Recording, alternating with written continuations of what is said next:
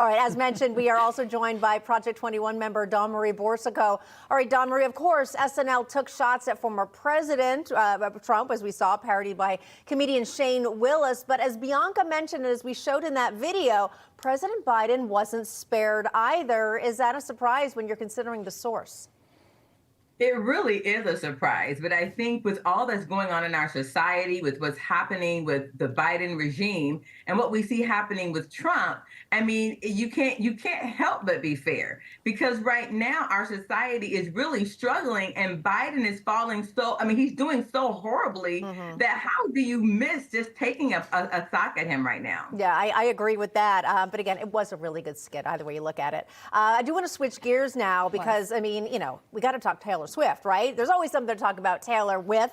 A California professor writing on X, why do I feel like it's slightly racist to be a Taylor Swift fan? Now, Melina Abdullah, a co-founder of Black Lives Matter's Los Angeles chapter, explaining, I said feel, not think, kind of like that feeling I get when there are too many American flags. She also described the Chiefs Super Bowl win as a right-wing white supremacist conspiracy. DawnMarie, your reaction to these comments, it just sounds like such a desperate cry for attention or someone who's totally delusional.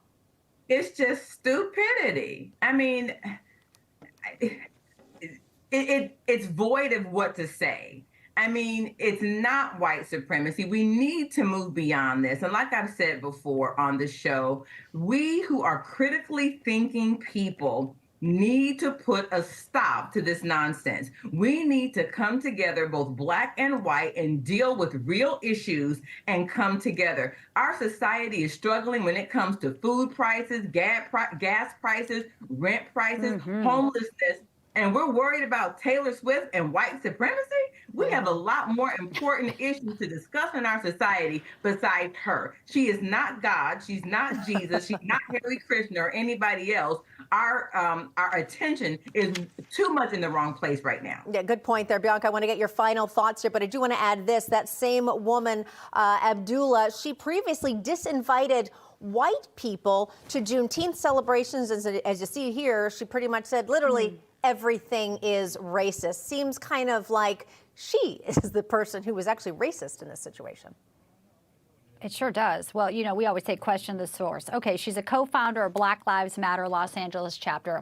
We've seen what they've done with a lot of the funding that's gone into Black lives, not helping Black lives. So that is one thing there. She's upset about too many American flags. Well, it is America and the freedoms we have that allow her to spew such hatred. I don't like it when anyone plays the race card, especially over at MSDNC. Joy Reid's famous for that. I think that the concern I have here, too, is she's saying that this is a conspiracy theory, that they won the Super Bowl. Does she know that Taylor Swift is a huge Joe Biden supporter and that she probably is going to have all her allegiance of fans who are in the cult of personality just go along without even doing critical thinking? So when she says get out the vote, which she did last time, they're going to vote for Joe Biden.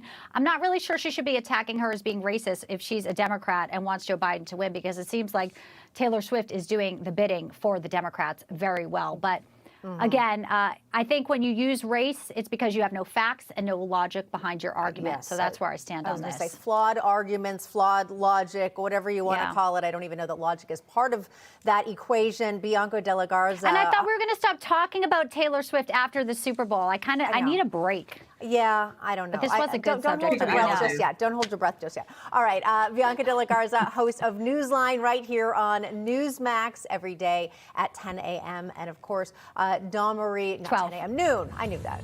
Noon. It's okay. There we go. And DawnMarie Boursiquot, thank you.